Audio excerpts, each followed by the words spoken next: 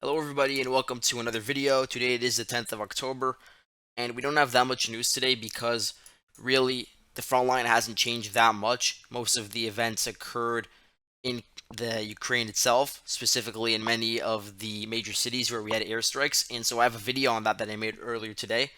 But in terms of the front line, I do want to talk about the few updates that did occur because I haven't really updated the map in a while.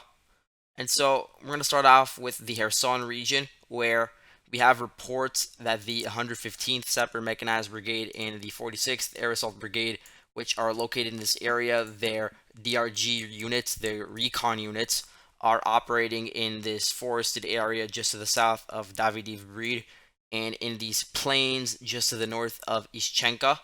And so they're trying to probe the Russian lines to find a sort of weak point in order to break through again. And so, as of now, they haven't been successful, but they just continue to do this every day. And they've been doing this now for, say, 3 days, I would say. You also have a lot of mortar units situated around Suki Stavak. You have the 57th Motorized Brigade specifically over here. And you have a lot of these very small units of people, say 3 or 4, with their mortars, and they're doing these hit and run attacks on the Russian positions in places like um, Kostromka or in Bruskinske in this entire area. And so you are seeing sporadic clashes, but not on the same level as we saw last week. Now, in Dudchany, the situation is very interesting. We don't really have confirmation of Ukraine's presence in Kacharivka or in Sablukivka, but I just have it marked blue because Russia is not in there either. But that's not the most accurate, so just think of this area as more so of a gray zone. You do have some recon units entering this area, some Ukrainian recon units, and they're just scouting, probing the front line, of course, and they want to really break through towards Milove. Their advance was sort of halted following the actions of the 126th Coastal Defense Brigade. This is a Russian unit that was stationed in Duchany. They were able to hold the line for enough time to withdraw and blow up the bridge over here, and that sort of hampered the Ukrainian progress.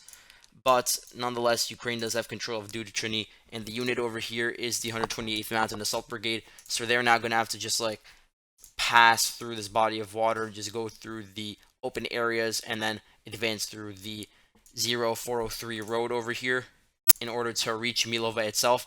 And then from there, we'll see what happens. But as of now, the front line has been shortened to such a degree that Russia's units in this area can actually hold on. So you have the 126th Brigade, of course, which I was just talking about, but you also have the 83rd Air Assault Brigade and the 76th Air Assault Division, and these are all Russian units operating right now.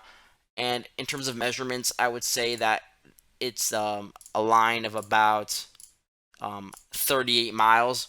So let's compare that to what it was before. Before Russia withdrew, it was more like about 60 miles, maybe 61, 62, and this is not even including all the bulges on the Inhulets River that I don't have time to go over. So yeah, it was a very extended front line that was very lightly manned by the Russian paratroopers, and so now it's much more cohesive, which is part of why the situation is stabilized. But you are seeing Ukraine reverting back to their pre-counteroffensive tactics, which they deployed, say, 2 weeks ago in the area around Osokarivka. In this area, they had DRG units, and they would be probing into the front lines around Petrivka, Lyubiumivka, and just assessing where Russia has weak points. And so they're doing literally the same thing again over here. And I would posit that if they actually found some sort of weak point, they would do exactly the same thing. They would push in with their mechanized units and quickly cause the Russians to retreat in order to not get routed. And so that's something to look out for in the future to see whether this line holds. But anyway, let's move on now. I'm not going to talk about Zaporizhia yet because nothing has really occurred on the front lines over here, but I will have a separate video on it at some point in the near future. I did not add the units yet to this part of the front line, but I will add them in at some point, and then I will be able to make a very good analysis of what's going on here because there is a lot of talk, and it is still talk. There's no action just yet, but do keep your eyes out for this front line because there might be some action over here in the future. But let's move on now to some actual movement that we've had. So Wagner Group has finally taken Zaitsev, and this is something that took a very long time. I would say 2-3 months since they really approached Zaitsev, and I remember talking about it how they were entrenching themselves on Patrice Lumumba Street and actually approaching Bakhmut itself. That was something that was talked about in mid-summer, and even now they're still in relatively the same position, but they have gained some key ground in the suburb areas. So they've taken almost all of the land that is to the east of the Bakhmut road. Really, the only thing left is Mayorsk and some of Zaitsev, the other Zaitsev, the one just to the south of the Zaitsev that was just taken. And then, of course, you have to take Opitny and Ivanrad. And so it's being reported now that the Wagner group, their troops have really reached the outskirts of Ivanrad and they're fighting very close to this area. And given the fact that Ivanrad is not that large, you could expect to see the area being taken very soon. And that would come from Vesela Dolina because Vesela Dolina is also under Wagner's control. And then, of course, from there, they would go from Ivanrad into Opitny, and that would sort of give them an entrenched position in the southern areas of Bakhmut in a more urban type setting. We actually have a geolocation from an asphalt plant which was shelled by Ukraine. And so this confirms that Wagner is in control of it. I reported about a week and a half ago that it was under Russian control, but there was no proof. Now there is, so we can say for sure that they at least advanced towards this road over here, and they're approaching this area of Bakhmut, many of these residential areas just to the east of the Bakhmutovka River. And so we are seeing some incremental gains by the Wagner Group. Now the Wagner Group has actually been put in charge of operations along the Seversk-Bakhmut line entirely. Beforehand, they were just operating in the Bakhmut area, not even in Solidar, just more so like Bakhmut, Zaitsev, Kodema, this entire area. But now they're being given the responsibility of handling whatever was going on in Brestove, Spirny, and Bilohorivka. And so they've gotten much more responsibilities now. And this is partially due to their success on the front line compared to some other Russian units, but also because Prigozhin, who's the leader of Wagner, he's been on a campaign to recruit a lot of prisoners in Russian penal colonies. And so he has received reinforcements that are being sent to the front line. And so that could sort of bolster his numbers and help with the situation in Seversk to stabilize the line there and then free up troops to be sent to other parts of the front line later on. And so, in terms of prisoners being sent to the front line, there were about 1,500 prisoners recruited from 5 penal colonies in one region of Russia. So I will show that it was according to the local sources in Permi. So you can see here that Perm is located over here. So you do have some penal colonies over here. At least according to the local sources, he's been recruiting a lot of the people over here. And this is just one region, remember.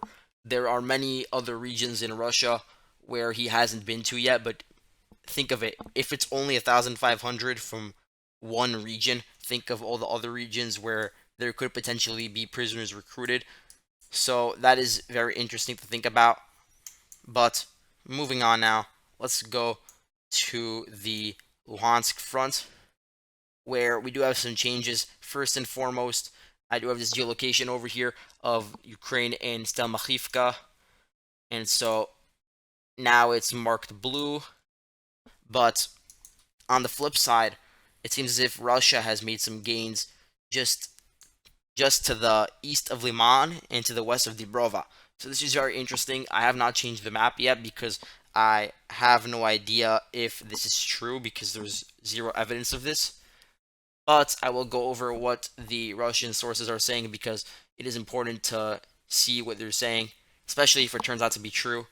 And so what's being reported is that over the past few days, there have been some attempted Ukrainian assaults by mechanized columns in the direction of Kremina, but that they've been really just stopped by, one, the reinforcements, and two, a lot of the defensive fortifications that were set up. So you have like a lot of mines scattered around this area just to the west of Kremina.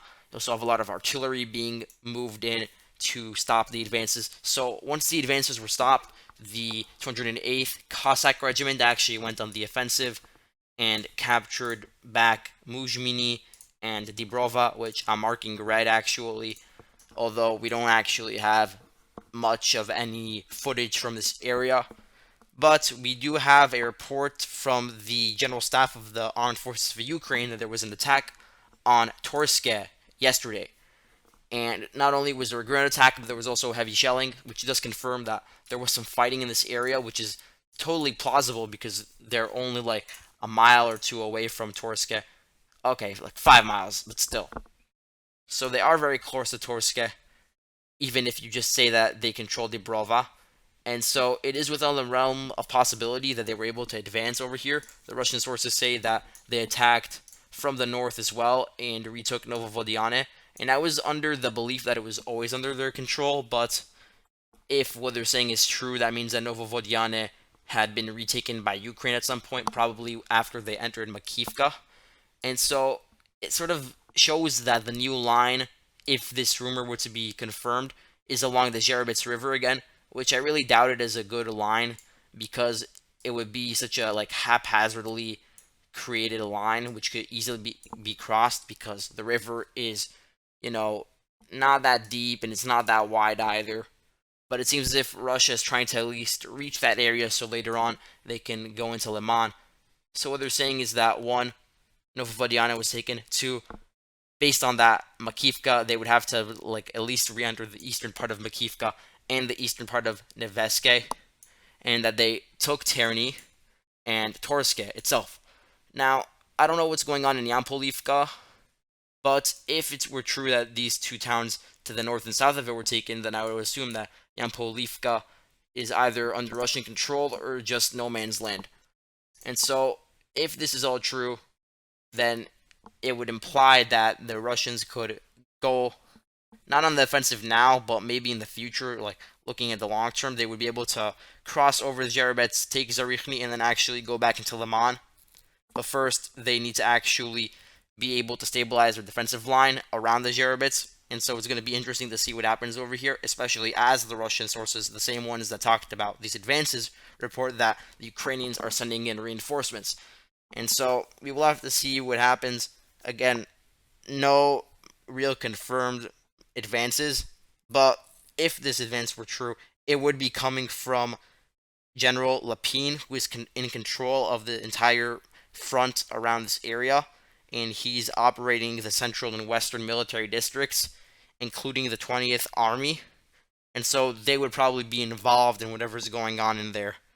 So, interestingly, around Kremina, I looked at the weather forecast. Today was very rainy, and so that would sort of prevent a lot of movement of troops if it becomes very muddy. And for the rest of the week, the forecast says that it will be partly cloudy. So that is very interesting. But let's move on now to some general news to wrap this up.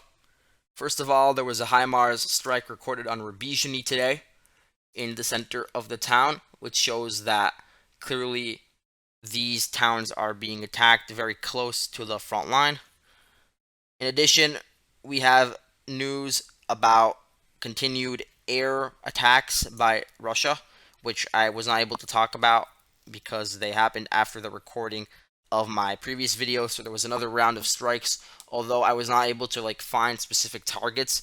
The air raid sirens, they really went off in almost all of eastern Ukraine, just to the east of the Dnieper River, and in some parts of southern Ukraine as well. And so they were all affected. Also, in terms of the situation with power outages and electricity, we have some news from Kiev. A lot of the residents in that area have actually reduced their consumption of electricity. It's reported that they reduced it by 26.5%, which is part of the reason why Kiev, the Kiev region in general, is now able to start getting the connection up and running again, although it will take some time to restore it to the pre-strikes level. Now, in terms of the situation with electricity in Kharkiv and Sumy, it is reported that Ukraine has supplied enough fuel to the telecommunication companies to restore internet and mobile communications. and so that will be set up probably within the next 24 hours. Specifically in Sumi, there is power fully restored in two regions, specifically Sumski and Ohtirski regions. And so I'm going to highlight those right now. Sumski is not actually Sumi itself, it's like the region just outside of it surrounding Sumi. And then Ohtirski is around Ohtirka, this city. If you remember from the beginning of the war, there were a lot of battles over there. And so the power is back up in those areas. Pertaining to the rest of Sumi, there is partial power over there, so there still needs to be efforts to restore all the connection in those areas, and especially the rest of Ukraine, like Western Ukraine, where you had a lot of strikes over there. So that's something that Ukraine will be working on over the next few days. It was being said that by Zelensky that he hoped to get a lot of the power plants back connected to the grid by Tuesday, so we'll see what happens on Tuesday as well in that regard. Last thing is that Biden, he now promises to provide Ukraine with advanced air defense systems, and we'll see if the West now actually increases their supply of weapons and actually starts giving them weapons, say like ATACMS or increased like NASAMS air defense systems. If they were to be given ATACMS, then that could be a very big deal. And so we're gonna have to see what's included in the next aid package, which will be sent to Ukraine at some point in the near future. But that's it for tonight. Thank you all for watching, and I'll see you later.